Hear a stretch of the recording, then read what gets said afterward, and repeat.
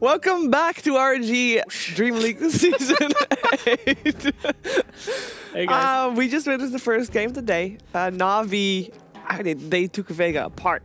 I can say that. And we discussed it before already, before the game started. After the draft was done, we knew what they were lacking. Well, wave clear. Wave clear. It's like an odd thing because that's the benefit of having a coach. Because in the moment, it's hard because you're on the clock, you're running out of things, you're just like, oh, we've got like 30 seconds left. Having somebody whose sole purpose is just to watch the draft and tell you like, hey, I think this is what will tie our lineup together. Because at some point, they couldn't really fight, and your ability to fight is largely dependent on your ability to push out waves. The Ursa at some point just got kited like crazy. It doesn't matter if you're like 4th in net worth if you can't deal any of your damage, because you just get run around. The enemy team had so much stuns. Na'Vi could push out waves. They had disables on their team. They had good team fight. For me, they had the ability to go high ground. Those are like the 4 components of being able to win a game. And there was an aggro trialing being tried by a Vega Squadron as well that didn't really do too much. Not enough, anyway. Yeah. I mean, it was all right. And they sort of needed to do that so that they could... So they had the best chance at winning lanes overall. But even then, like, the first Roshan fight, when I saw that, I was like, game's done. Like, it's unplayable now. Speaking of the first Roshan fight, we have a video of that. Easy. I know you haven't had the chance to talk yet, but he made it so easy for me to segue into that. Let's take a look at the first Roshan fight of that game. It was around 11 minutes. Yeah, that's fairly early, but that's what you get when you have an Ursa. Bear. All right, here we are. Welcome to the Roshan pit. You might have been here before if you're a baby. All right. Here we go. Nice stun in. Automatically saving Roger's life here. Stunned up. Viper going in. Pushing up on the rest of the team, but they've made some mistakes here. They're a little bit deep. Sladar, you're out of position, homie. See you later. Let me give you a Bible. Ha ha! You're gonna go see the Lord. And there you go too. Dead. Anyway. Anyone want to help me out here? I mean, clearly I'm struggling. Does anyone? Well, I think he's very sad as well. He's gonna go away. Yep. Okay, so here's what went wrong. So you have the reason why Nature's Prophet and Ursa works pretty okay and why it's a combination.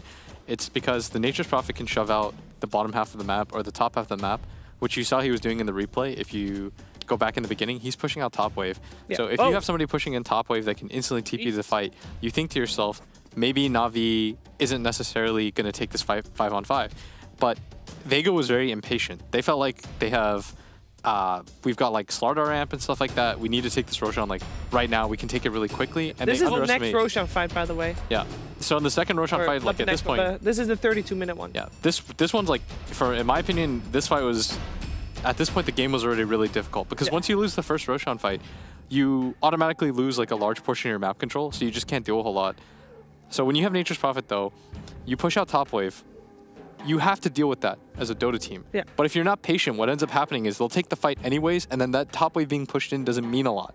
What has to happen is Vega needs to calm down. They need to relax. They thought they could get the Roshan really fast with Amp, but what needs to happen in actuality is you shove out top lane, you shove out bottom lane wave with Nature's Prophet. That's the benefit that this hero gives you, is that these objectives will always be taken. You're always going to have one of these two. If you just like, if you pause it like this point in the game, wait, is this yeah, we see this for the second time. Yeah. But it's the 11-minute Roshan is the one that really matters in it, because this fight for me was irrelevant. Like at this point, it was just really hard for Vega to take a fight. But if at the 11-minute one, the first Roshan, what ends up happening is top fight gets taken. Very difficult to take that. You can't do a whole lot regarding this. Can we watch the 11-minute one? Is it the 11-minute one? Yeah, well... This is the later one. This is the later one? Because this is the second time we see the later one. We can see the other one twice as well. I think that's only fair. Yeah, bring it again. Can we see the 11-minute one again? I mean, this is just... I mean, they've already won. They're just one-shotting everybody is spent. Yeah. It's just a complete disaster. There we go. So welcome to the 11-minute fight. So if you pause the game, you notice like please. at this top lane, you've got the Nature's Prophet pushing in this wave. Yep. So what you need to do with Nature's Prophet at all times is he's going to shove in this bottom area. He's going to own this. He's going to shove in this top area. Then what ends up happening is Na'Vi naturally has to dedicate heroes there. Then you can go with the Ursa and secure the Roshan. But when you're in this position where the fight's messy, you've got brood webs down everywhere, you think now you have to do it. You're forced into this position. It's very awkward. Like there's no way that Vega Squadron felt good taking this Roshan fight because they've got this Nature's Prophet up here, and you're not utilizing that hero's strengths. This hero cannot fight 5-on-5. If you look at his skill set, he doesn't have teamfight abilities. Sprout isn't a stun. Your Treants don't really do much in teamfights like this. Your ultimate is hit or miss, literally, and you've got a TP.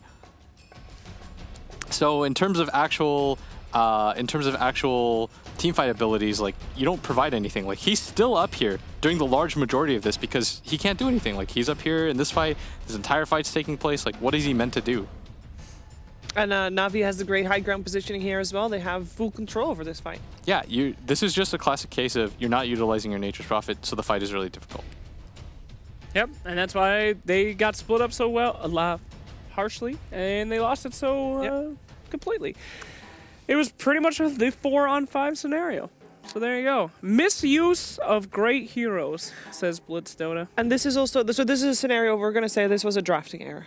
I don't know if it was necessarily a drafting error because I still think it was somewhat salvageable. Okay. It's more just you have to understand that the way that Nature's Prophet has been played is you're forcing reactions. You're not playing this like this. You're not playing a reactionary style yourself. You're making other people react to what you're doing.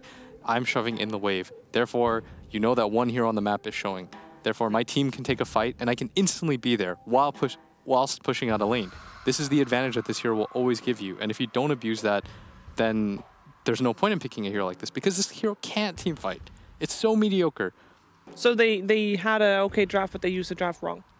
I think that their draft was really high execution, and that first Roshan was so pivotal. Yeah. I remember I was watching the game with you, and I said, this game's really hard now, if not flat out over, because this first Roshan went so disastrously. Yeah, right before the fight started, you said this is going to determine the game. Yeah, this is going to determine the game. They absolutely need this Roshan. Otherwise, now you're playing a downhill battle. The game suddenly goes from like 50-50 to going to like 70-30. All right, so the next game, what are we looking forward to, Jake? What do you want to see?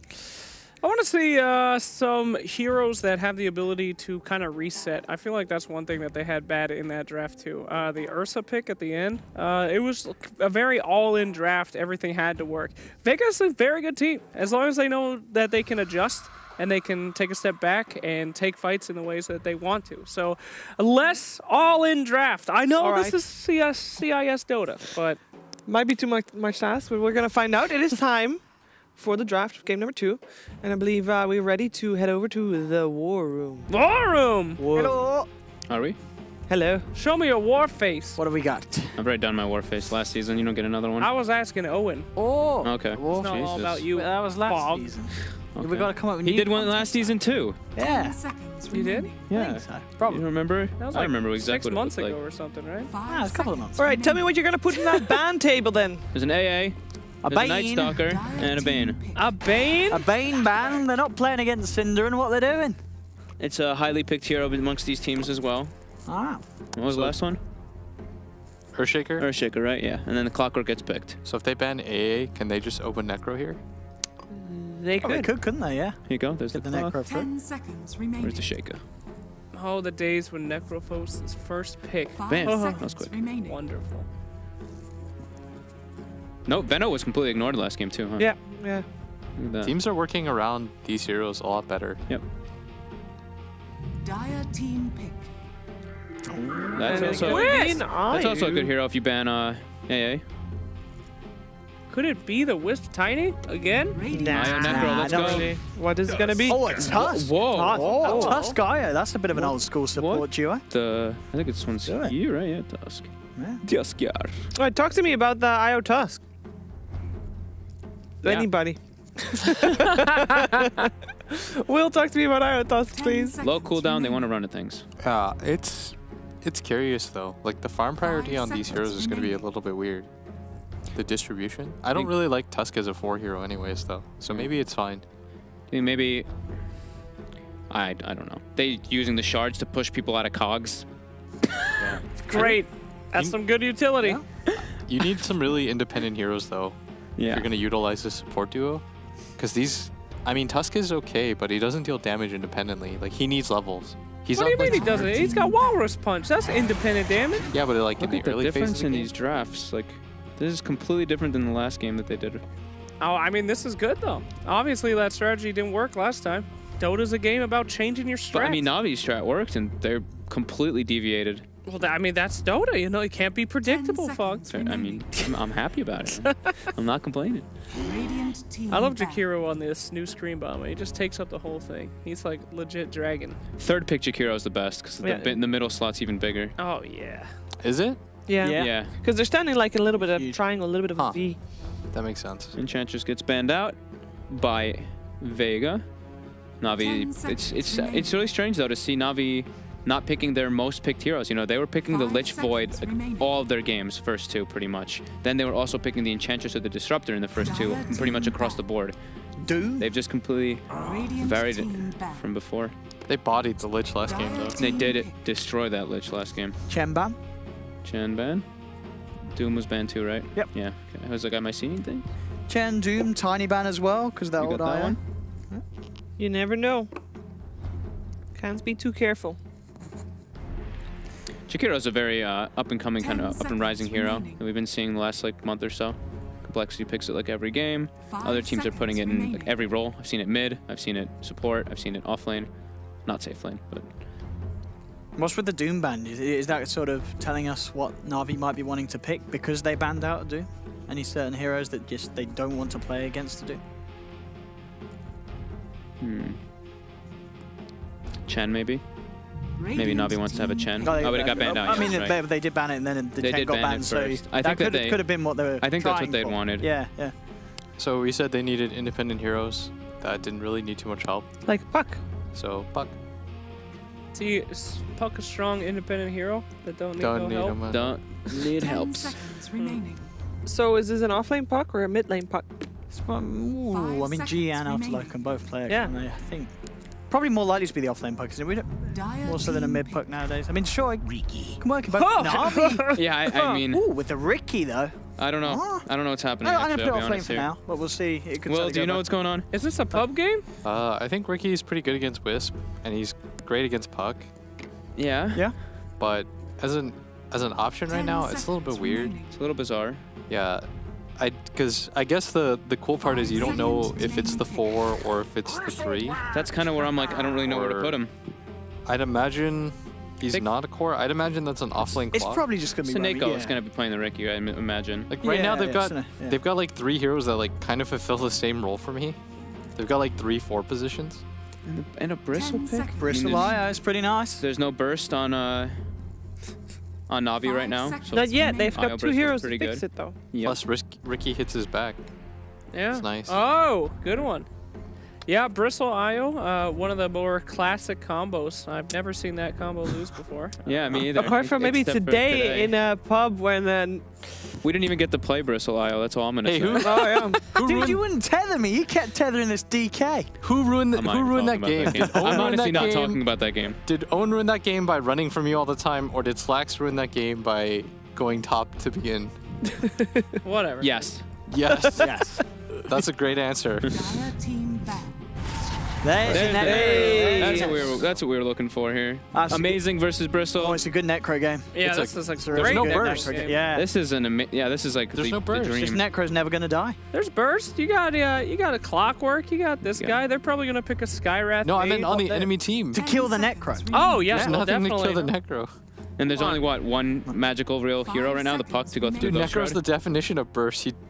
You're at half health and he kills you. What other hero does that? Playing versus Bristle is like the best. You always will have 17 wand charges, and you're of course percentage damage with your ulti versus him. And there's Heartstopper. I mean, I just every time I see a Lovely. Necro and a Wisp, it's like GG. I mean, if he ever kills the Wisp, he's gonna win the team fight. It's so easy to kill a Wisp. He doesn't need to. He's not gonna want to ult the Wisp though. No, but I mean, yeah. just appearing. I mean, Heartstopper or a Wisp is halfway dead already. Plus 40 damage. Yeah. I mean, it's a nasty Died game quick. for that IO. And the Necro and the Ricky, Yeah. they can both just potentially just aim immediately, just take him out of a fight.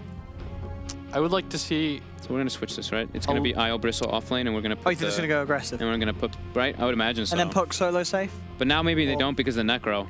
I don't know how they're gonna lane this on Vega, because this is. And they could even put the Bristol mid if they see a good opportunity there. Have G on the Bristol. I think this Necro actually just completely screws their idea and concept of the game. Quap ban. If they were that worried, they should have banned it. You know what? Hindsight is always 20/20, Sheaves. Okay. Yeah, but it's one of those heroes that you like right now. you shouldn't forget about the Necro in the draft. What do they get? Like a Pugna for Vega to finish it up and have some kind of burst and ways to deal with it? Round up the lineup so they can actually group up and push. They can. Okay, so they ban Monkey King. What do you take then if you're Na'Vi? You need some kind of hero that either CCs. I think couldn't they go full dirt and get like the Veno? Could that not be really nice here? They could take. I don't know. The farm priority is a little bit odd. Okay. You can take Veno here. I was thinking Quap or Void.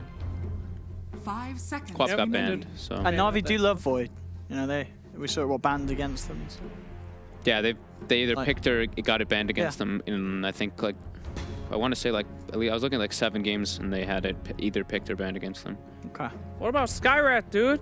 He's got silences, he's got burst damage to help the Necro just insta-kill somebody. I think that hero is just not too good right now. I think Na'Vi actually has a lot of options they can pick versus this right now. Just looks, that Necro just looks so threatening. There's no diffusal carrier on Vega either to purge off the Ghost Shroud or anything. Dire team pick.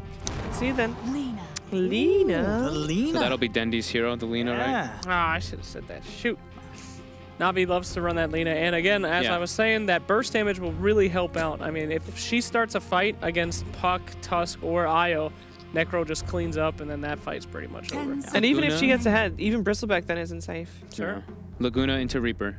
Someone's 5 dead. seconds. majority of Goodbye. the time. And it's also what if indeed is Dendy in the mid, it's a hero that can deal kind of well with the Tusk gank. Suddenly, it's very hard for the Tusk to close a gap without, you know, that light strike coming in after the snowball connects, and suddenly it's the Lena beating down on the Tusk and maybe even getting the kill off a failed gank. You can get on top of the Lena though. That's like Lena's nightmare. So All right, so what does Vega need? Because it looks like we're all talking, and it's a little bit grim for Vega right now. either a diffusal Agi hero or, I mean, I was saying Pugna just to deal with that Necro, but I was gonna say Clinks or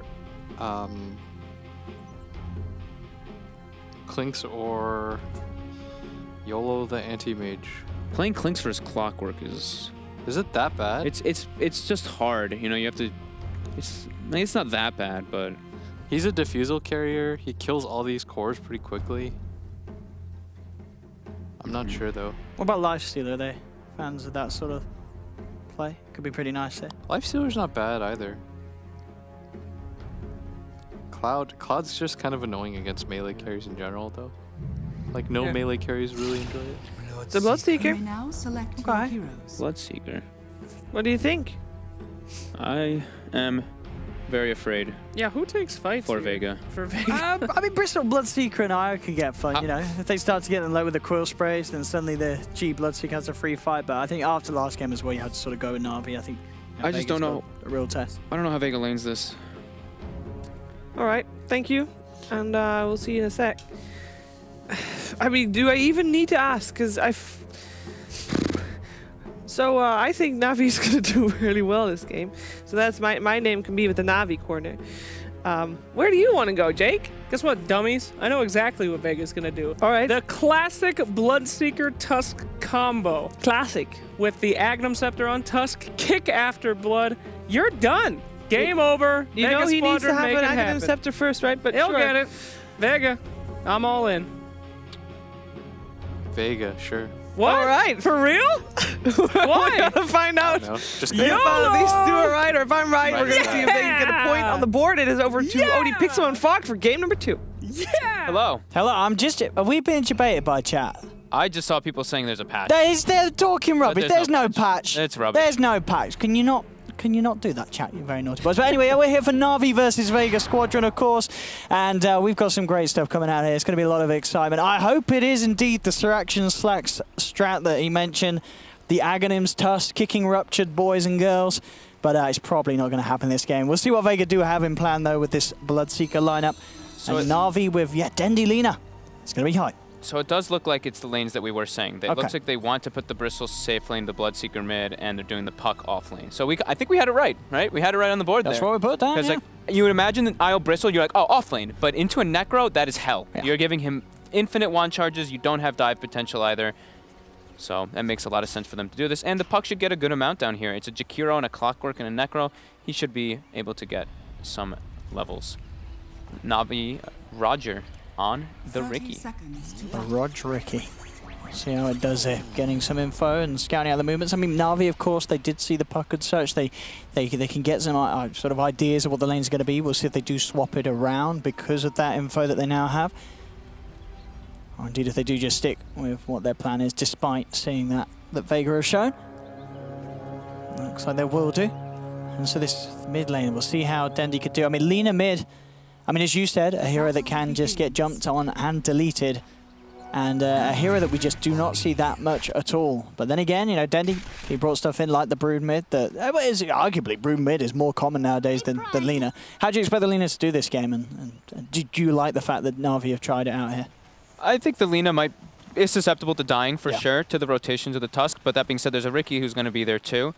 So I think it could be maybe a little bit hard for Lina, but the lane's going to be fine. I mean, he's versus a Bloodseeker. He just right-clicks the Bloodseeker, nukes. And there's going to be Riki there also beating on top of him as well, as you see already beginning. G's going to suffer there. But in like the mid game and stuff, we could see Dendi die a few times, but I think Navi's lineup is just super powerful. And okay, they switched the lanes. They actually put the IO Bristle versus the Necro. So Necro's going to have infinite wand charges, and it's going to be General versus a Puck on the Clockwork. So Clockwork's going to get a lot of experience up here versus that Puck, where I thought he might actually get zoned. So let's watch where Slayer goes, how he makes the moves, if he's able to punish this what is a solo Necro safe lane at the moment. He's heading down it. Let's see what he can do. What sort of, how has he got the level 2 yet on the No, not yet. He could get dove right now. This could be a little bit of a problem. It depends on the shards. They're able to... Crystallize is trying to juke him out, but no, perfect by Slayer. And yeah, he's going to die once. Actually pops the 1 charges, but yeah, not nearly enough to save him. Needs at least that level 2 to have a chance of getting out of that lane. Pretty surprising that they leave him just entirely alone and send the Jakiro top 2. But now the Riki starts making the move toward bottom to at least scout it out. So they didn't see the movement from the Tusk, and that's why he got grabbed out. But good move by Slayer. As we've said, he's one of the ones who makes the big moves on Vega. And they're going to continue their aggression. He's got another shard if he wants to throw it. And he's going to be able to trap Crystallize again. Roger's here, but Crystallize is actually absolutely stuck with these guys. Yeah, this aggression from the two of them is doing a lot. Won't quite get the kill this time, indeed, because Roger now... Roger's level 2. And Slayer taking quite... Oh, they actually... Whoa, they get a side pull a little bit here. A little bit awkward. Yeah, turning into a bit of a mess there down in this bottom lane. Yeah, Crystallize may have to get a little bit out of this, at least in the safety. There's a haste rune down bottom. See whose hands that's going to slip into.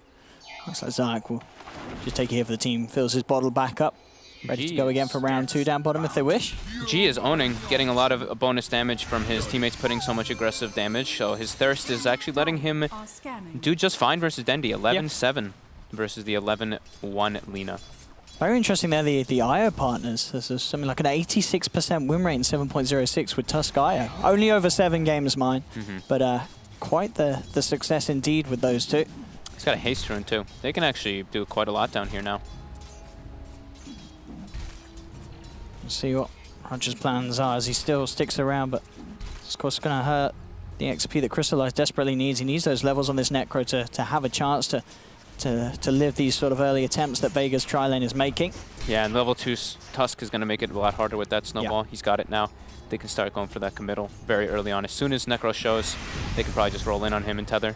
On top lane, Afterlife in a bit of trouble. Pops the mango, is able to jump back to safety. And now he's back on bottom. We see the movement. Slayer heading forward. Crystallize still perfect just level traps 2 every time. Yeah, this man, he knows how to work with the updated version of the Shard Tusk. And he heals. The Ghost Shroud level 2 plus the wand. 200 HP. Easy. I guess with that, Mike, can they sort of get the kill in that situation if Slayer holds on to the snowball until the Shroud comes out, or would they just not have enough damage? He was trying to. He tried to hold the snowball to get the stun to be able to burst it down, but yeah, just 20 HP. Necro lives with 20 HP. Crystallizer's come back in. Yeah, they're just going to snowball straight under the tower. They know that he's low on the stick charges. He has 1 heal, but he's down. They just punish him immediately straight again as he hangs around and very low. Top lane, Roger's come in, trying to hold back Afterlife as he comes in aggressively with the orb. Has got the save here from Zayak. Roger doesn't look like he's got the damage indeed to deal with the regen that this IO is kicking out. And he gets another bounty rune on the IO too. So IO making nice rotations toward top after leaving bottom. And look at this, the mid lane. G is... because of all the havoc that's happening around the map. Crazy. Look how fast he is. He's 550 movement speed, and he's dominating now versus Dendi. Oh my goodness. So they're doing a really good job of just pressuring to make sure that G goes crazy. All right, G. Ooh. Quick with the sentry. double D ward, both actually getting knocked down at the end of that little bit of a ward battle in the mid. I'm loving this double rotation coming out from the two supports on Vega too. The Io and the Tusk, just group mentality, moving together to go for those kills, because if individual movements, they can't really kill people, they can just kind of help the lanes like this they threaten. The question is, can they get crystallized? Only has 2-1 charges at the moment. He's only got 4 CS down here. I'm really surprised they're not helping him at all or putting anything else down here to pressure versus the Bristle. Because without having Heartstopper Aura at all, Bristle doesn't get harassed out. He's able to sustain quite well in the laning phase. ROG, eyes on Slayer's movements. Lane's definitely going the way of Vega by quite a bit right now. Slayer, yeah, and hang around the mid lane, maybe see if they can get a chance to go onto Dendi, but Dendi's playing it safe, just cleaning up some of the jungle camps, sticking away from that lane as indeed the supports off the map. But now Dendi just has, Dendi cannot lane mid. Yeah, like G too is risky. So farmed because of the thirst stacks that he was getting from the aggression that's coming around the map, and then the Tusk is off the map. So Lina, like we said, Lina in the laning phase can really get punished by that Tusk. Up top, another bit of an attempt onto Afterlife, but he's been playing it very nicely as well, constantly saving that all for the defensive potential. G toying around with the idea of rupturing G, but rupturing Roger, but it looks like they did have dust on Slayer. They don't really want to dive too deep. And Roger spots out Afterlife. All that smoke, they're gonna know he's around, and immediately great awareness there for Slayer. No hesitation as soon as that smoke disappears, he does put the dust. Yeah, Roger does get away, but nice to see. Slayer, he's not sleeping. He's ready with that. Ricky's a very slow hero now after all the nerfs. So 285 movement speed without those boots. Following around the Tusk. They throw the scan, so Slayer actually knows Roger was standing on top of him too. Yeah. Dust was still on cooldown, unfortunately. Maybe if it was there, they could have gone for something with G, able to move over from the side. With that rupture, level 7, of course, on this Bloodseeker. Full level advantage over Dendi's Lina at the moment. As, this Bloodseeker has just had this lane all to himself. Na'Vi, they will send Seneko over, but very little they can do without large numbers to stop this Bloodseeker mid. The shards, that one actually looked like it should have pushed Crystallize in. Slayer's been having very nice ones. That was the only one that was unfortunate and doesn't grab the Necro under the tower. But now, level 5 on Necro. The heals are starting to become a little bit more powerful, and he's getting some slight farm. He's got a solid 13 creeps.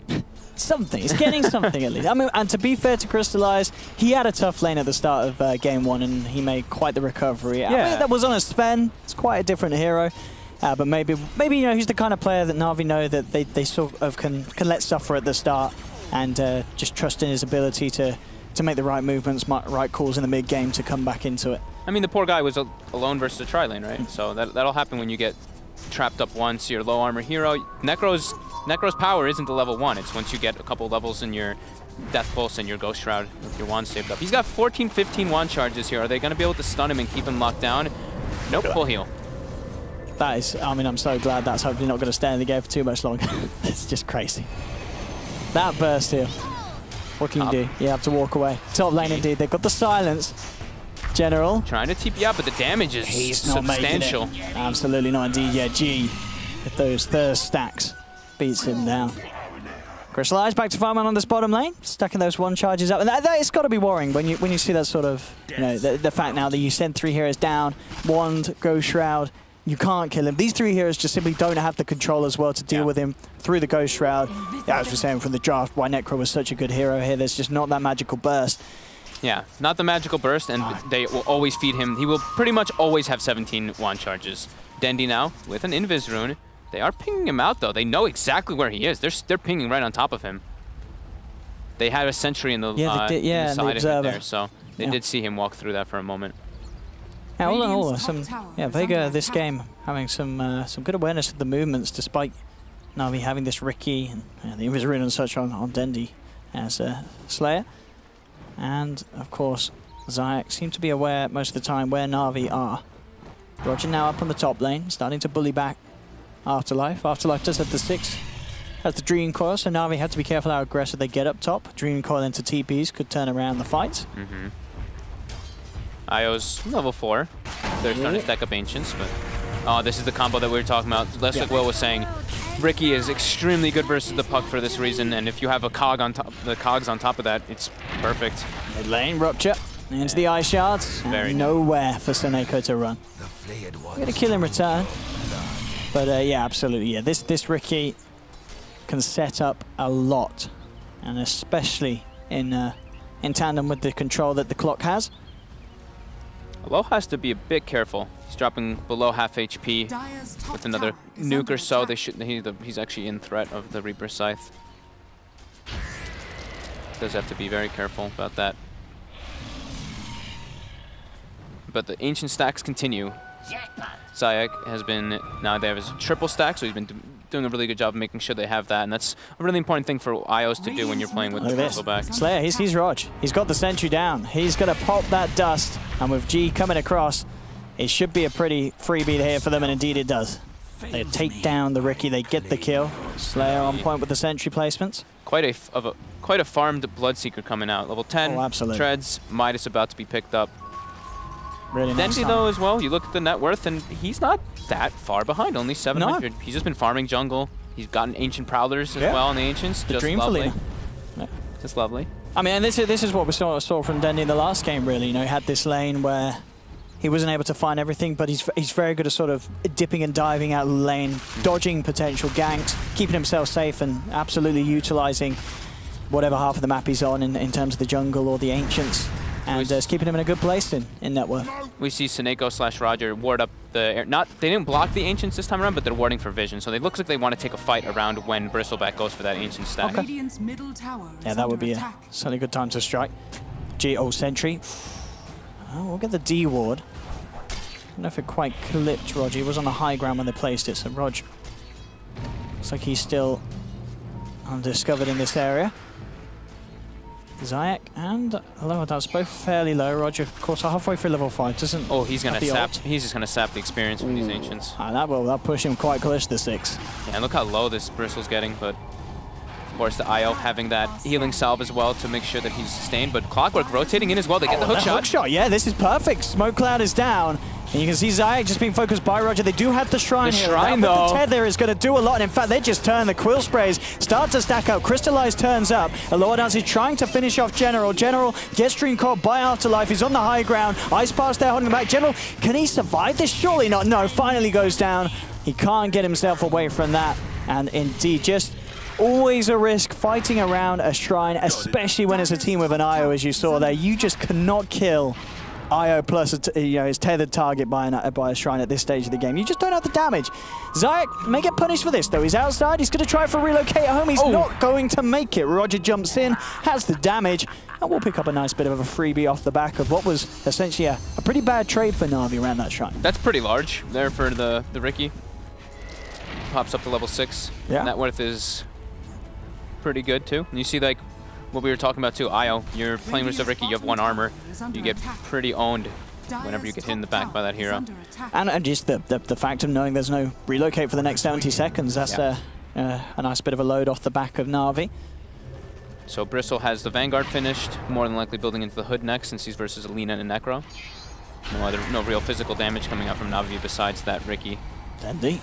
He's going to get caught out here by the Snowball. Slayer closing the gap, but General jumps forward. Has the hook shot, doesn't make the connection, but it does close the gap so he can get in. Pop down the cogs, tried by the space for Dendy to get out, and he can. Very nice. Very nice save from General. We saw it a few times in Game 1 and Game 2 with the clock. Seems to be no different there. Getting in, getting out. This time he doesn't even lose his own life. Both of them stay alive, and at the end of the day, the Tusk is the one going down. Yeah. Now, there's something that we didn't touch on too much is that Na'Vi doesn't really have like incredibly good right-click and base hitters. Crystallized bottom getting manned up. Mid, though, Afterlife doesn't have the orb up, uses the coil to save him. And bottom, here we go. Ghost Shroud is on cooldown, getting engaged on again. He has got the Reaper's side, though. It's not quite enough. And he's Oh, if that got the kill and the regen was there, maybe he would have been able to live it long enough for him and the Jakiro to turn it around, but didn't wand, actually. I don't know if it was on... Maybe it's still on cooldown? Cooldown for a second? He might have surely must have spammed it at least once in that fight, but... And with the Bristle, there must have been many more stacks, but yeah, that was very close, though. Aloha Dance able to walk it off. And it's getting to the bit where it does get a bit scary, because obviously this Bristle, he's closing in on the Hood. When that Hood is there, suddenly...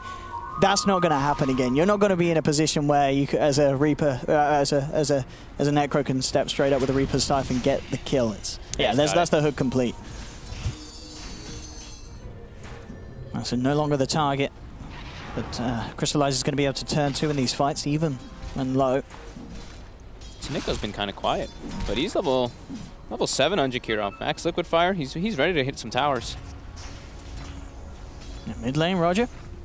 Keeping the eyes onto Afterlife. Afterlife, of course, this game, there's a Ricky, has to go for the 4-star first. Yeah. That's fine, on even on a puck, it's whatever. 4-star's like the best item versus puck. Slayer. Surprisingly, I mean, he's playing the 5 Tusk because you're playing with an IO. IO can't really be played as that 5 so much. You want him to get a couple items at least before he starts to help with wards. So he's got no boots. He's just running around. Neither does the IO. No boot gaming on the supports. But continuing to farm up those ancient stacks. So IO will be very nicely done on the experience factor. Level 7 already. Solid timings here for Dendy. 15 minutes in. Bloodstone's done for him on the Lina. Yeah, that's wow. Dire's top tower is under attack. Farming the jungle, you know, 140 CS. He's not been interrupted at all, really. No sort of any deep invasions coming out from Vega at this stage. Seneco's a happy man. He's hitting the tower with the liquid fire, and he gets it. Dire's top tower. Now, the One-Dance did come up to the top lane. Roger had full eyes on the movement. Now let's keep it towards mid. Looking to try and get the most out of this tier 1 defense. It's very low at the moment. A hook shot off the mark there. General tries to close in onto Afterlife, but is unable to do so. Then he will get the tower denied. Top lane, Seneco's hung around for a little too long. Oh, Dance chases him down with the quill sprays, takes him out. Bottom lane, G. He is going to try for this. Does have Tusk with him as well, and that is going to allow them to cancel the TP. Silenced up. There's no escape for that Reaper's Scythe. Necro. They are bullying Crystallize. And career snap, though, by Roger. That's a nice one. That's the 4-star down for 3 minutes for the puck. 5k gold lead already, though, for Vega. Now, Crystallize certainly being bullied this game. It's 4 deaths so far on the safe lane Necro. It's been a very tough start. I mean, as you said, you know, Na'Vi as a team haven't really been interested in helping him out. Yeah, he's been completely left alone when I feel like he's one of their big win conditions in this game. Like, he wants to have like some farm and some levels in order to really be able to take the fights with his team. But that being said, bottom, Dendy gets the stun on Afterlife. The Laguna as well. Always close, but it's not enough. Afterlife tries to get out. Oh, okay, they still get it. But now Dendy's been smoked up. Can they find it? Stun down onto Bristol. Blood Bright's there, forcing Na'Vi to split. Vega should have a good chance of finding Roger. Can he play his way out of this one? Oh, he'll jump, but the snowball ends up connecting onto 2. Wars Punch finishes off the Ricky. And Na'Vi, they're trying to man up here. Looking towards G. Dendy just pummels into him. Big bristle. Oh, this is beautiful as well for Dendy and his Bloodstone. He gets a couple of kills. 15 charges now up for him. Aloha now is teasing around in the edge of the fight. Necro's coming. Io's coming too to help Aloha. Crystallize. Necro is there. Necro can really turn the tides of this one. Oh, and that fight's just given Dendy the gold as well to have a full Shadow Blade. What? Straight up. One? Shadow Blade, 15 Bloodstone charges, Dendy. Okay. Silver Edge is going to be incredibly good this game, of course, versus the Bristleback. This is the old school Lina that we used to see so much, right? When we saw every single game, the Bloodstone into Shadow Blade build that we were seeing. During what, the AC era, was it? Yeah, no, it's crazy. Now, if you can keep those fiery soul stacks up, which indeed you're going to be able to do so with the Bloodstone. Yeah, he's it's the just so much right click. He's the physical damage dealer that they were addressing for. That we were saying a little bit. They're like, yeah, they don't really have like a great right clicker, but that's the Lina. Once you get the Silver Edge, etc. Later on, Daedalus, whatever you want to get, depending on the situations of the game. And we're going to see this again bottom. And nice so he actually uses Afterlife uses all of his mana, so he's unable to actually orb out of that fight. But either way, he would probably end up paying with his life. And there is no rupture up for that fight. Roger makes them kind of commit onto him, and they take a good fight. Up right top, now, though, back in the game, they found him out in the tree line. Yeah, they find Afterlife. They pick him up with the combo we were talking about. Roger in general with the smoke under the cogs. Now just see the end of this fight again. Dendy just going absolutely ham there with the right clicks. Aloha Dance. Not enough damage he can pop out. And in fact, now look at this. He's going for a solo Roche. He's going in with that double damage that he's picked up. Oh my goodness. And with the help of Roger, they're going to get this without any trouble at all. I don't think Vega expect this to happen. No. How can you expect that, right? It's a Lina. All right, Lina just roached, guys. There we have it. Okay, and Dendy, I mean, he is selling out. He's top of the net worth. Dendy is crushing it today. Look at him go. He's on form. 178 CS, 4-0-0. 19 minutes, level 16 Lina. He's back. Bottom lane. Aloha Dance starting to push in. Vega are already behind him, but this TP's coming into the shrine. Na'Vi. What's he gonna build on the Bristle? Oh, Roger gets dusted up. He's got the ult though. He can buy time for the rest of Na'Vi to come in and maybe take this fight. Ice Path's not going to connect. Morris Punch to try and hold back General. General still has the hook shot if he wants to get nice and deep. And there he goes, straight in onto the IO. Crystallizes there. Pops down the Reaper's side. That's going to be the IO down for 40. Bloodbright not going to make the connection. Crystallize has been ruptured. Can Na'Vi keep him alive? Ice Path trying to hold back Aloha Dance. Roger moving forward. They kind of need Dendi for this. Or maybe they don't. I mean, Roger, he just jumps forward. He takes down the Tusk. Looks like they don't need Dendi. Dendi at the moment on the top half of the map. Na'Vi are doing this one just as a 4-man. Vega shouldn't. They don't want to fight here. The Radiance is about to be finished on the Bloodseeker. Bristleback has 4,000 gold in his inventory too. Like, they have to be able to, if they want to take fights like that, they want to spend their gold. Because it's pretty much like they're playing at a deficit now. But why? Yeah, why did he go into that fight with that much not spent? That was, come on, Lower Down, spend that money. Well, it wasn't started as a fight, right? They were like, oh, it's a Bricky. They try to get the dust, and push, then the fight kind of turns. Yeah. But Crystallize gets a Reaper's kill. He does. Woohoo! He gets that kill he's been waiting for. And look at that, like we were talking about. 17 wand charges all the time. Yeah.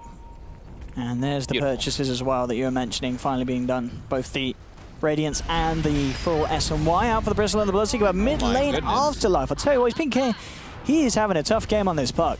Na'Vi doing a great job of catching him out. 16 Bloodstone charges now on Dendi. He's got the boots to travel complete. Tough series for him, to be honest. The last game too, when he was playing the Nature's Prophet, he kept like going into the fights and dying really early. So struggling a bit versus Na'Vi. And you said it as well. Once that Silver Edge is there on Dendi, these fights are going to be so hard.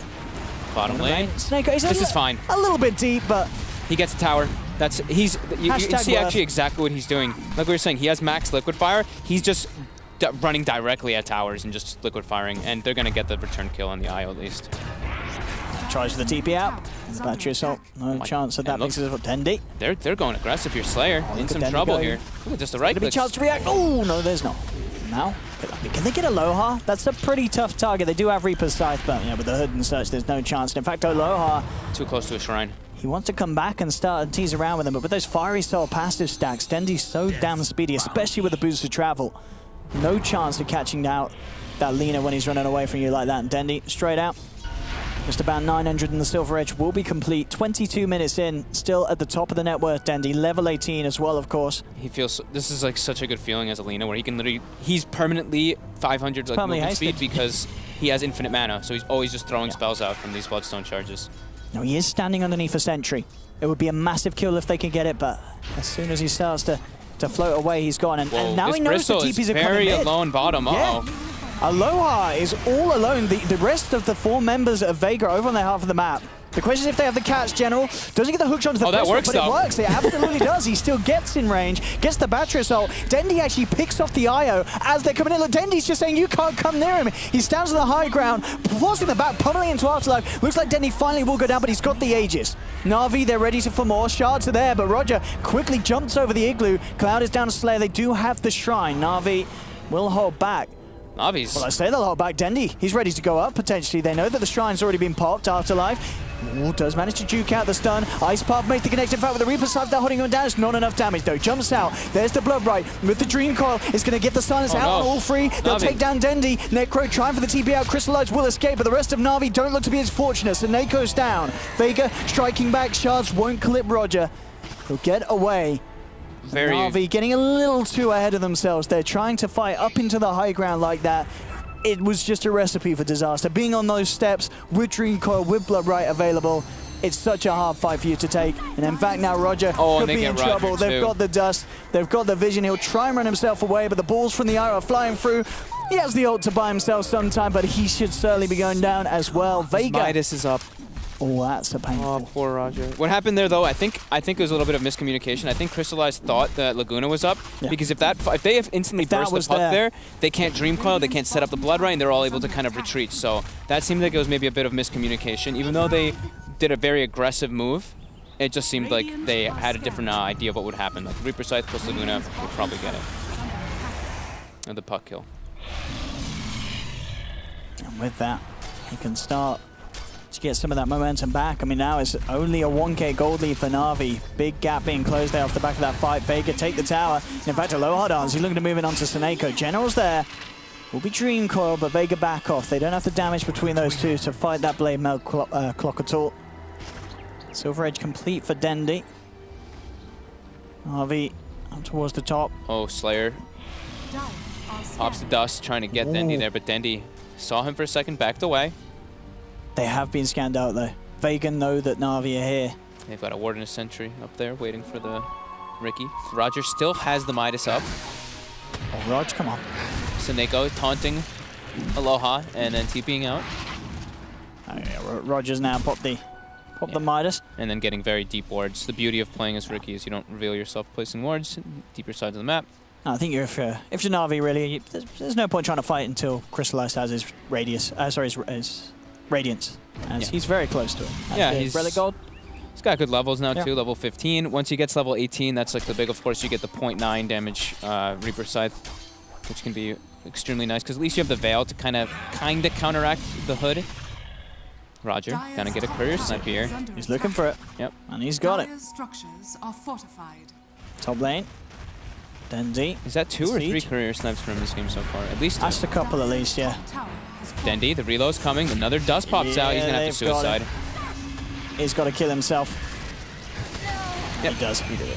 He's out. He's gone. That's going to be some of the Bloodstone charges in the bin, but at least, yeah, stopping Vega getting the bounty of getting that kill on him. The chase down for General, though. Vega looking for more General with the clock. He's got no neutrals to hook. Oh, now the neutral spawn. Is he going to hook him? Oh, can he get himself out of there? He has been ruptured, though. Aww. Not necessarily the hook shot he wants to make, and indeed he can't. He can't go for it. Will be controlled. Vega, they're climbing their way back into this one, getting their lead. So I feel quite certain as Na'Vi just throwing away a little too much now for these objectives. Yeah, sure, that bottom tower that Seneko gets earlier, that's fine, but losing both Dendi and General for a tier 2 top, that is not the kind of trade that Na'Vi needs to be making. Aloha's got the full basher now too, and they're trying to go in. Silver Edge is up and online. He is big. He's booking it though. Silver Edge hit may make this. Dude, look at Seneko. He's actually by himself the whole game, but here we go, top. They look like they're going to be able to get him here. They actually connect the stun. They connect the Lagoon, the Reaper Scythe. There it is. That's a big one. 85 seconds, no Bristol. And Radiance. But look at, I mean, Seneko is actually, like, you look and you're like, he's 0 and 6, but he forced reaction bottom. He forced so many heroes to go down there that now this poor Bristleback gets left alone, and even gets some damage on the tower because of the liquid fire. So this is like, I remember like seeing this happen with 1437 when he was playing the Jakiro when he first started picking in every game. He would die. Lanes. Yeah, he would just literally 8-click lanes, and he'd be like, all right, I got 25% damage on this tower. Job done. I forced DPs. My team got a good fight. So it's all about weighing what you gain out of those kind of deaths, and that's definitely worth it. Bristle dead. Radiance acquired.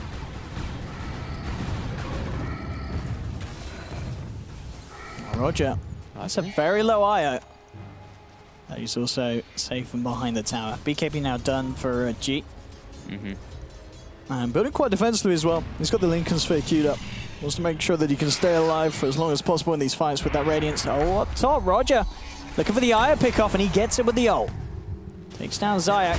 Got the snowball from Slayer, is trying to fight back. Ooh, the jump across though means the Slayer can't catch Roger. In fact, Dendi's there. Dendi could look to try and turn and fight. Afterlife's in the neighborhood. Dendi needs to be a bit careful about how he goes around this, or maybe not. He just blows up the tusk right in front of the faces of Afterlife and G, and they can't do anything to stop it. Dendi moves away, has been ruptured, but he's straight out with the TP and will get himself back out. Clean-cut execution there for Na'Vi, and Vega are unable to punish it. Like I said, dude, Dendi's cruising. They see G right now. He has the BKB. And they get the Ice Path on him. They do. I mean, yeah, with the BKB, he is just going to turn. I mean, at least they'll force out the charge. Oh, Roger. Quick blink away. Crystallize. Watching up on this. Yeah, but low hard dance in the neighborhood. That's still. You've got to be very careful about how you poke and prod. And indeed, Na'Vi backing off. Dendi's there, though. Does have the Silver Edge here. He can't find the stun. Hookshot still on cooldown, now he's back. But Afterlife jumps in with the 2-man Dream Coil. Vega, they're ready to go. Blood right down. Will clip onto both Crystallize and Roger. Ice Path from Seneko holding back a low hard dance. They really want to fight here, Vega. Na'Vi, they do though as well. General hookshot's in onto Zayak, and with the Laguna Blade that will blow the IO up. Na'Vi now try to move forward for more. Blood rides down. Roger gets himself out. Seneko will be silenced. Light Strike will be juked out by the Snowball. The Slayer comes back in, but he's back into the clutches of Na'Vi. Roger jumps forward, takes down another. There'll be a buyback from Zayak, trying to keep a low hard dance alive, but the Reaper Strike comes through. through, and that's a low hot outs down for 85 seconds. Vega, they've got to run. Zai's going to be back up with a relocate. Dendy maybe seeing if he can get some sort of a wraparound here onto G. He's sort of stuck on the high ground, General. He's got eyes on him, forces himself forward, has the cog block. Dendy, can he get in range for the light strike? Yes, he can. They've got the catch. They take down G as well. Afterlife. That was a buyback from the IO too to try to take that engagement, but you know, even when you have Hood, and even when you have like Tether Overcharge, the fact that Ghost Shroud gives Spell Amp and the Veil gives Spell Amp, it's just like you still just get chunked down by the Reaper. That's why we were talking so much about how potent this hero can be versus Bristle, no matter what the case is. And again, I mean, Crystallize, you know, he had an absolute nightmare of a laning stage with how much Vega threw at him, but it's a Necro. At the end of the day, if he holds the target at the right time, it's pretty game-winning. Yeah, and now Bristle gets forced to buy back, and Bristle was super close to that BKB in those last two engagements. And now Seneco's probably going to die, and everyone else on Navi. They do get a nice three-man dream call, but they have the follow-up. Denny's just turning and pummeling into a low hard dance, forcing the Bristle back. And with that play, a low hard dance cannot chase to even get the Seneco. Seneco actually ends up walking out of a situation where he looked to sure be dead. I thought Seneco might die, and the rest of them might get out, but here we go. We get to see the fight again here. Slayer gets taken out, and look at this. He's a little, but he's way below actually half health, so there's no way that he survives there, like, by any means. Just way too much damage coming out, and I think he got Silver Edge broke too. And Na'Vi back with the 7K gold lead now, 31 minutes in. Seneco on the bottom lane. He's actually still in the tree line. Whoa, Seneco, don't show yourself. Oh, he wants to cut the wave. All right, okay. He's going to get bashed, surely. Yeah, he's not getting out of that. All right, so, I mean, as you say, these very suicidal Jakiro plays. That one was a bit. That one was a bit. I don't think he thought that two people were there. All right. It's so funny seeing that, though, right? The winning team, and he's just like 0-7, whatever. Some crazy, crazy stuff. Dendy now, BKB.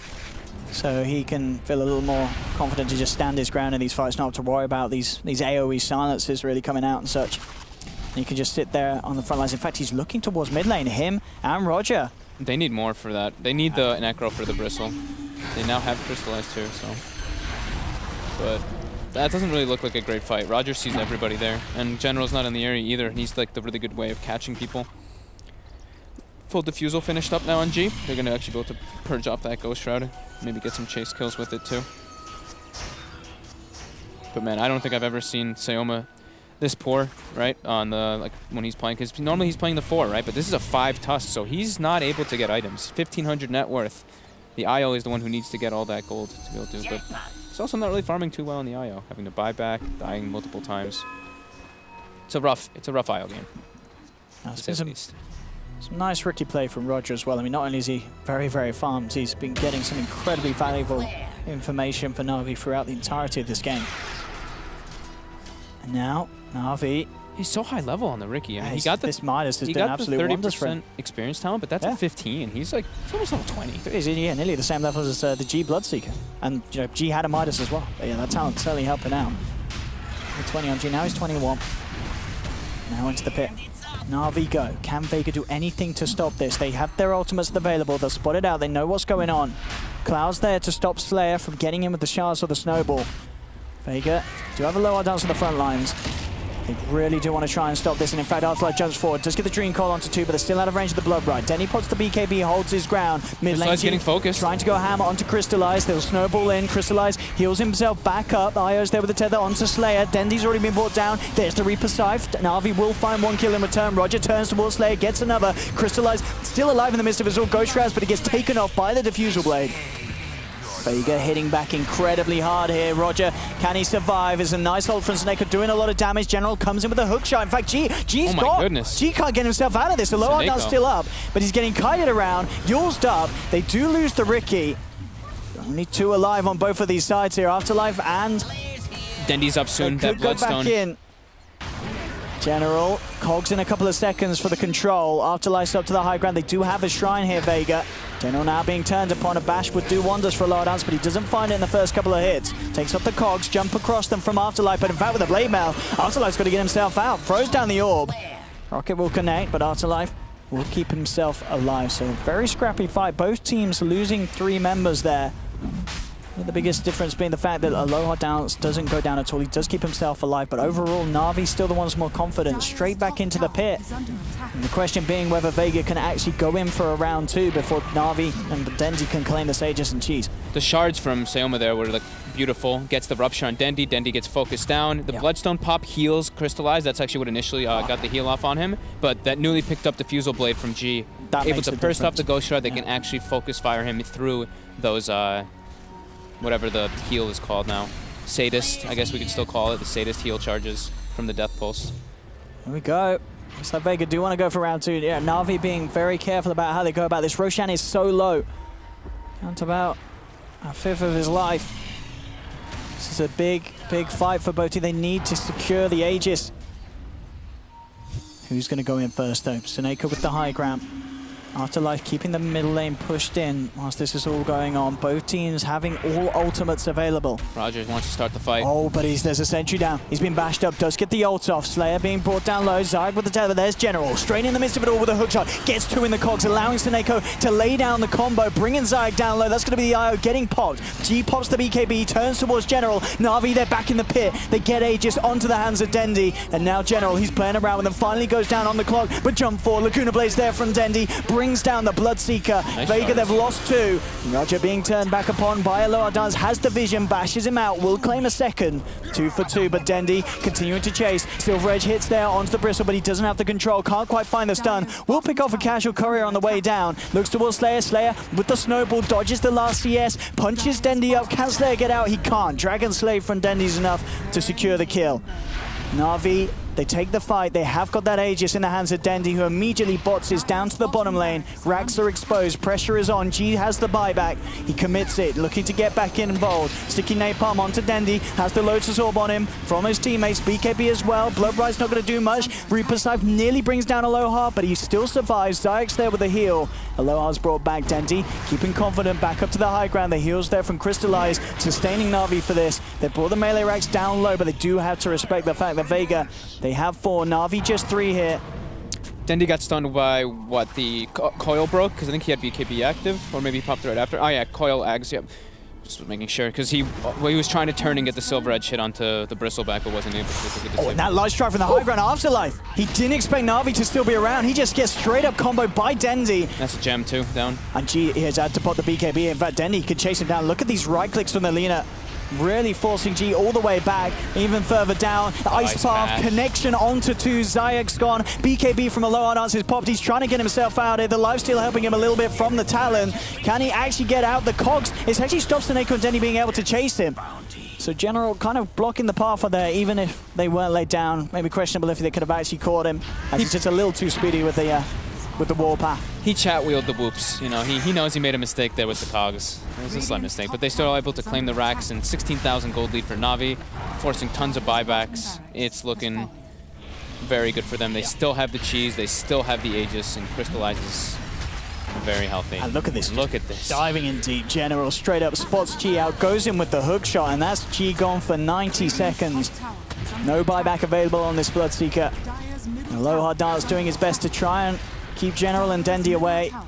Only a little low on the mana, but a few seconds with that Bloodstone, and he should be back in a good place. A 70 without G. Yule set up into the Ice Path. Aloha Dance in a whole world of pain. Reaper Scythe comes in, doesn't get the initial kill, but it does get the kill nonetheless. Doesn't matter because buyback is there. Aloha Dance goes straight back in, but they've lost another. Buyback from the IO. Vega throwing everything in for this last defense. They've got the 3-man Dream Core. Do they have the follow-up? Aloha Dance looking towards Crystallize, but Na'Vi just stand their ground, take down the tier 3. BKB out on Aloha Dance, but he's still taking so much right click from Dendy. Dendy, light strike onto Slayer. Dendy gets the double kill. Dendy, he takes down another. They're all dead apart from this Zayag IO, and he is the last to pop. Oh my, yeah, it honestly. It was not a triumph. He won't be making a note. This was not a great success.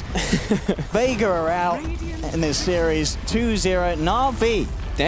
Dendy as well. He's, I don't know what he's been drinking or eating, but he's on some good stuff. He went absolutely berserk this game. Roger as well. I mean, this guy has really been the stepping stone for Na'Vi's success, it seems like he just makes plays all over the place.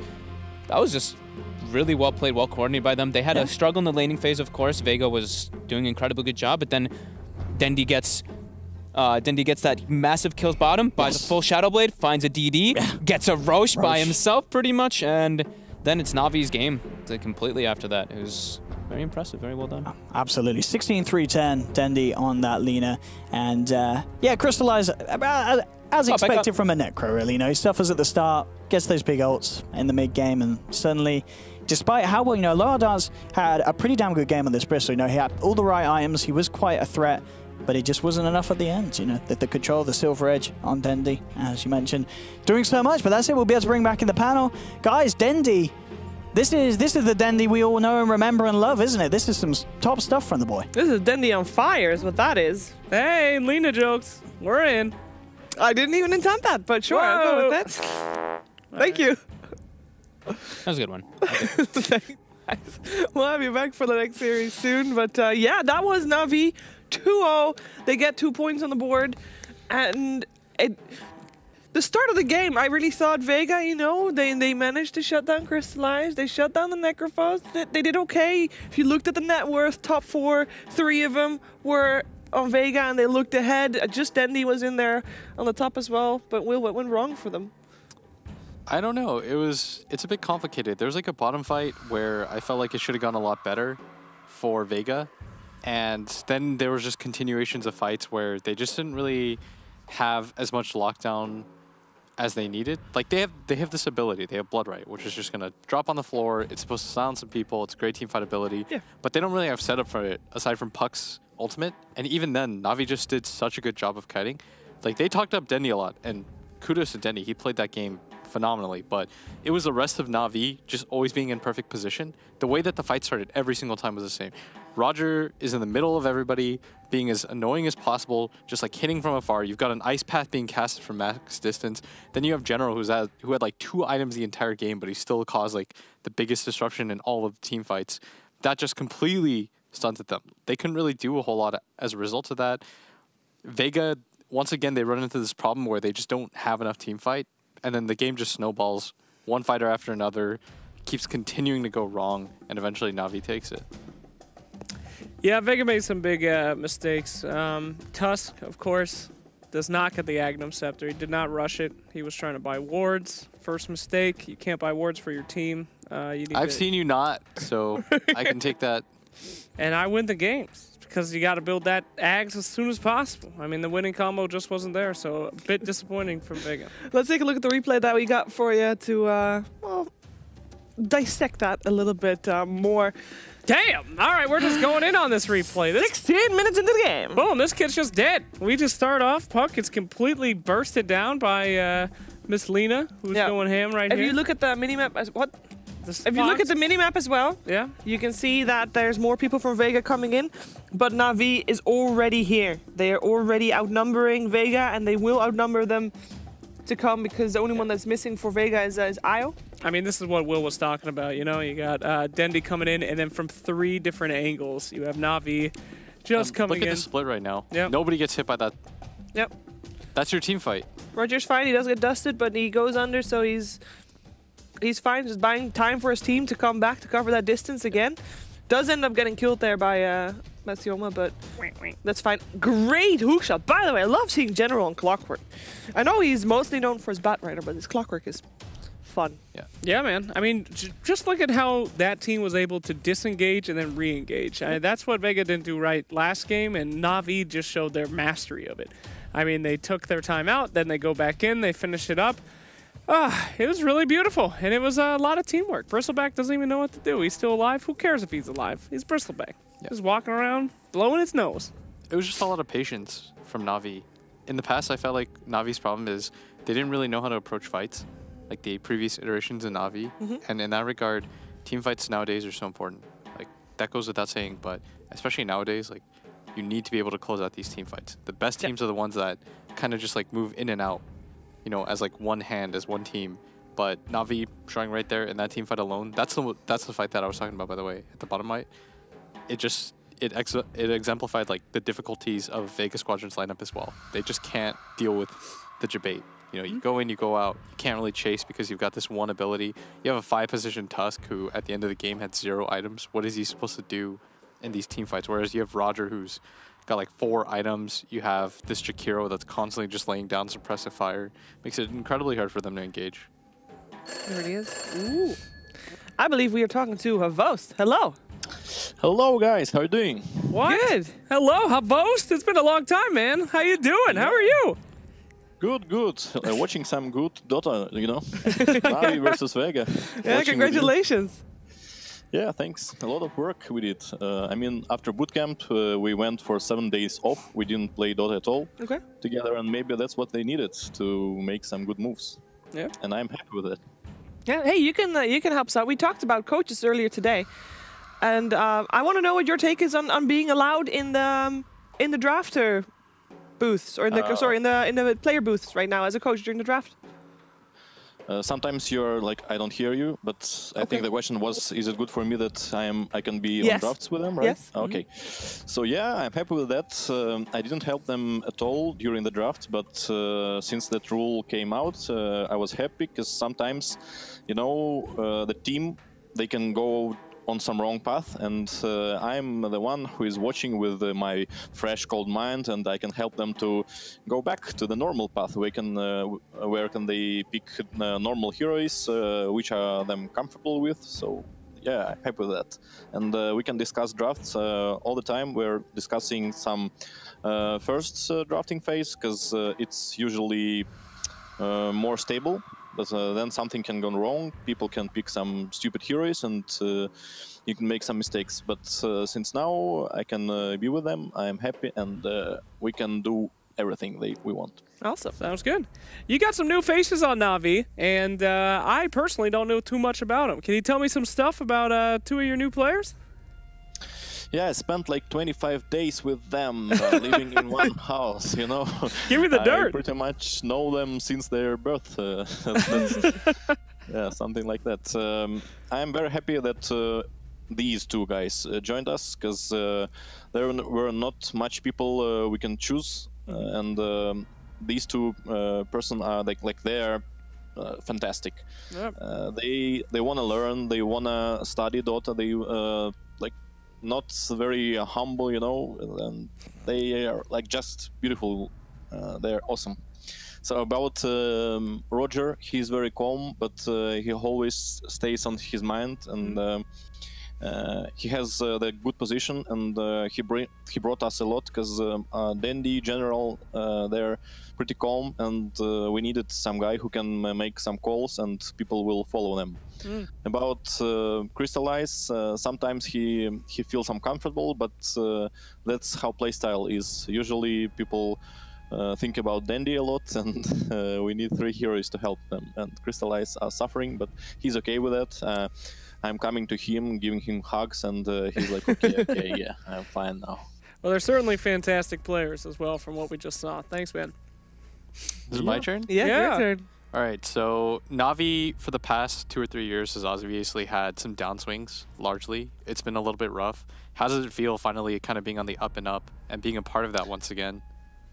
Pretty much I was absent on Navi during these 2 years, so I don't feel a lot of loss, but since I came, it happened like people start winning, but then it's still a wave. So you can be on the top, you can be on the bottom, and my job is to make the top moments 80% to 20 the bottom, you know?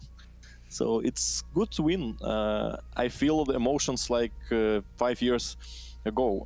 I'm very happy with them winning, and they feel my energy. I'm helping them even after losses. I'm trying to make everything cool, because you know, people have some emotions and they have a lot of stuff to think about and speak about, and it can mess them up, and they will make some more mistakes thinking about past things. And I'm helping them to realize that everything that was before, it doesn't matter. Concentrate on the game and on different ways, because people are different, and I'm trying to help them, each of them. So you're both winning, yeah? a Dota coach and a mental coach. More likely mental coach. Because Dota is the game teams were playing without coaches for years, and yeah, I help them with drafts and with picks, but most likely when they do some mistakes, I can help them that you shouldn't do this, you should do this. But like about heroes, I'm telling them that yeah, these heroes are bad for you. These players cannot play these heroes at all. Like, and I am the person who can tell them that, hey, come on, you're a noob, you can't play this hero. And he's like, oh, okay. Because if a teammate is telling you that, you're like, fuck you. Oh, like, sorry. Like, you know, like, why are you telling me this? I'm better than you, and it can be some disaster. But I don't care about like what they think. Obviously, every one of them is playing better than me, so it's okay for me to tell them that hey, it's not your hero. Try something else, and that works. Well, whatever you're doing, man, it's working. Yeah. Keep it up. It's a lot of fun seeing Navi back in action and qualifying for lands as well. It's going to be a lot of fun coming season, I think.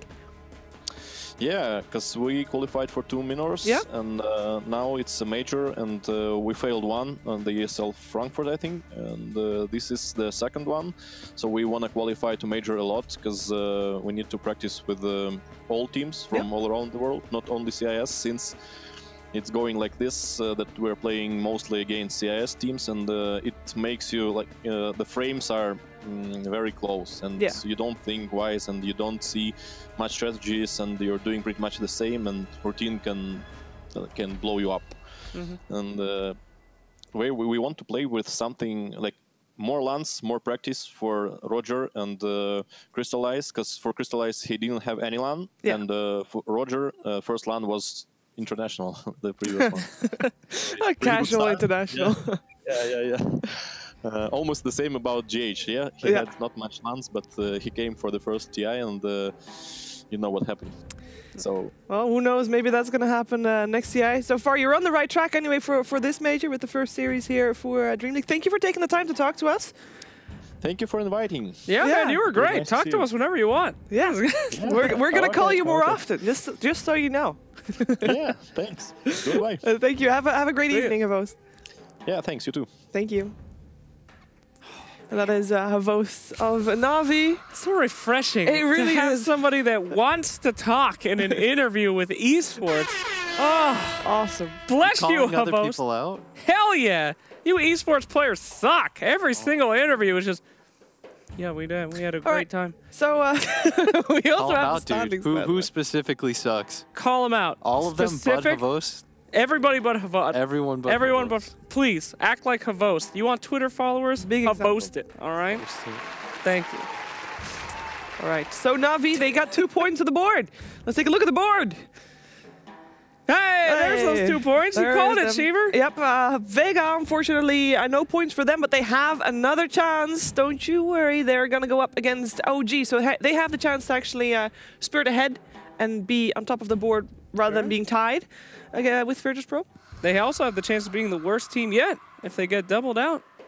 Oh, wait, no. That's 5 versus 4. Oh, darn. 1 and 5 Empire has not been doing great. Dang. Well, still got that to look forward to, even if they lose both of them. Ooh. Oh, yeah. I completely spaced this today. Sheesh, why don't you hit the button? Okay, it's too far away. There you go. That's the beauty of the small button. I'll put the button so people can see it. This is the button. Whoa! I pressed it. Straight, look into your cameras, please.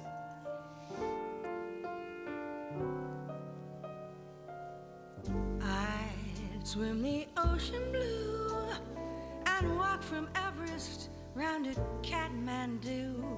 Don't move. For just one glimmer of your smile.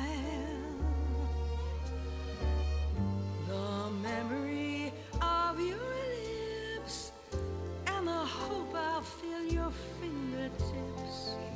All from one Don't move. Heads up, straight. glimmer of your Towards the camera, face. Towards the camera, head. I've given love a chance. Are we doing this again? Dreamt of a true romance. What? You gotta put I don't know how to do this. Hey, boys. It's me. Blitzler. Always good to see you all again. Beautiful people out there. Oh, I'm having such a good day. Sometimes I get mad though. I don't like sometimes, but normally I'm very happy. Yeah. I'm trying really hard to raise one eyebrow. It's not working very well. Oh, my nose sure is crinkly. Let me crinkle my nose a little bit today. Oh. I'm trying to line up. It's so hard. Wonderful. Yeah, line it up, Blitz. What the hell are you Dude, doing? it's really hard to keep it in Come on, focus. bro. Get those glasses out of there, homie. I feel like I'm drunk right now. This is so What are you doing? This is so counterintuitive. Move it. But now What are you she's guys going doing? to- We lost the eyes, damn it. Move it down. There you go. Shiver. Straight. Well, boys, thanks for watching. I'll go blow you a kiss now. Mwah. Ooh la la. All right. since you're the mouth, you can sign up and throw it to your break. Oh, right. Let's put your damn nose in Dude, there. it's so counterintuitive. Just get Relax. it to work. All right. Bye. We're going to have a break now. We'll see you soon, everybody. Have a wonderful day. Wow.